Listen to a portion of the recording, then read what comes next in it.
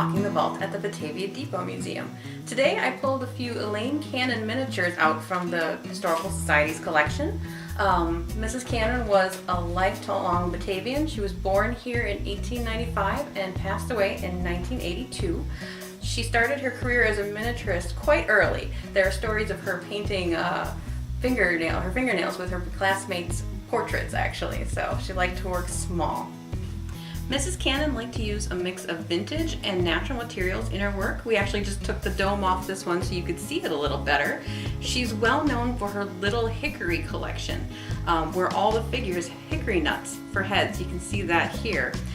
This is from what she called her trunk dolls. So you can see a grandmotherly-like figure showing off her trunk of historic treasures.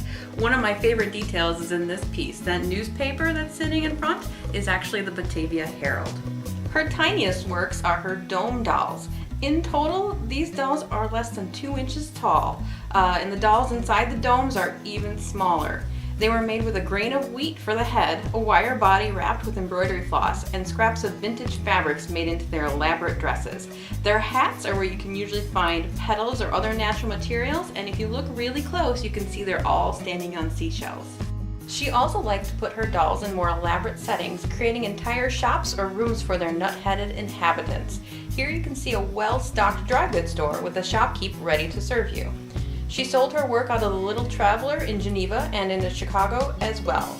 The Batavia Historical Society was a lucky recipient of her talent as well. She was a founding member of the society and arranged many of their early displays in the 1960s.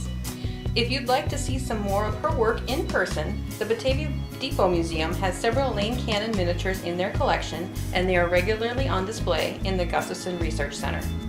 Thanks for joining us behind the scenes at the Batavia Depot Museum.